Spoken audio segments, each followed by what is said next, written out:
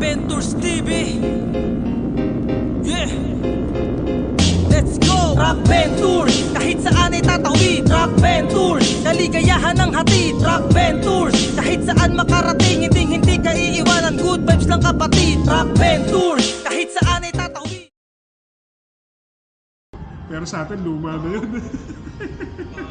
Yung next na project ko sa kanila kinapos nila, IDs naman, mga ID nila. Yung nagustuhan niya yung ID system na ano eh. Okay yan. Basta yun lang, good vibes lang tayo lagi.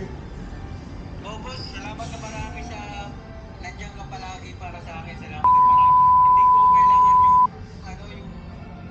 hindi ko kailangan lahat ng parang pag-usapan natin yung pera ito ganyan. Hindi yun. Salamat na In-offer, nakausap ko kayo. pakikipagkaibigan naman yung in-offer ko, hindi lang dahil doon. Let's. Hindi lahat nakikwentuhan natin ng ganito eh. Hindi ko Pili pwede lang. i-share ko sa ibang tao. Sa ibang kaibigan ko, hindi ko ito pwede i-share kasi wala akong tiwala sa kanila.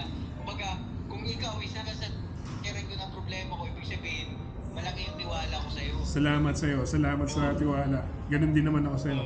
Tsaka boss, hindi ako nakakalimot ng suporta ng mga tao na katulad mo na kaya yan, kung kahit makausap mo si Mrs. Lagi niya sinasabi na lagi mo talagang tinitreasure yung mga kahit kakakilala mo lang, gusto mo kaibigan na talaga. Pero ngayon nga, after nung pinagdaanan mo, may mga natutunan ka rin naman, di ba? Oo, meron na ako natutunan na hindi talaga lahat pwede mong gawin sa kanila. Kasi dati kahit nararamdaman ko na tutulong kisin ako, lagi ko sinasabing, baka magbago. Pero hindi ko. Nasa na pala talaga, hindi talaga pwede. Ano na ngayon eh? Pag sinabi ni Kita ko naman sa aura mo ngayon, okay na, positive na yung aura mo ngayon. Kaya, keep it up, brother. Boss, salamat na marami at sana magkita tayo ulit. Oo, soon, magkikita tayo. Okay lang yun. Talagang busy ka lang. Pero sabi sa'yo, masaya na ako para sa'yo ngayon mga araw na to dahil you're back on track. Sana kita tayo. Set natin. Kita tayo ni Mike. Kita tayo tatlo. Salamat. Yan din yung sinabi ni Joe sa akin. Sabi niya, masaya ako na yan na yung nakikita ko sa'yo ngayon. Keep it up, brother. So, sige. Salamat, boss. See you soon. Ingat ka dyan and God bless, brother. Salamat.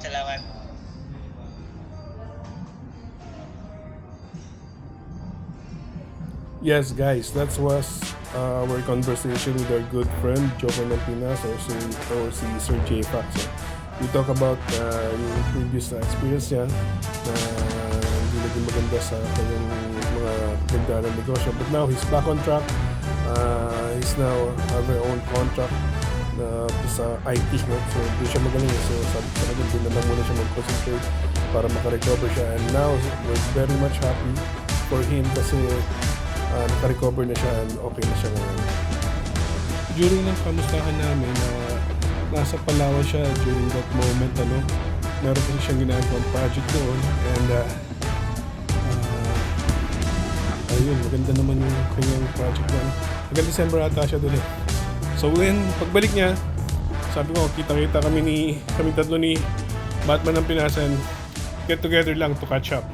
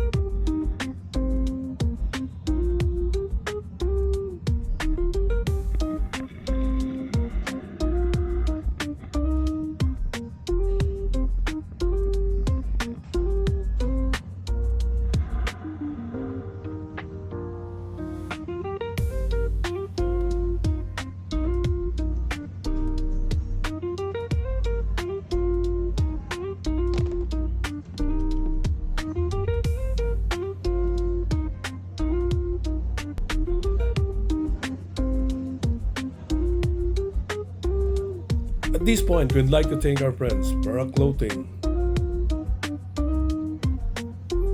Zion Tactical, Don J Motorshop, Calle 8,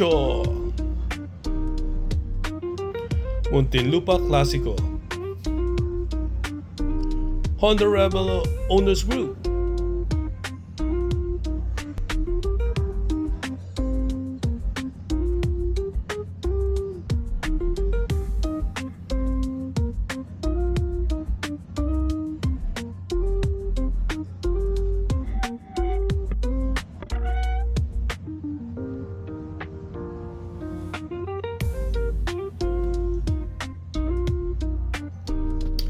and now, gusto natin magpasalamat sa mga ating kaibigan na patuloy na sumusuporta sa ating mga contents na pinapalabas.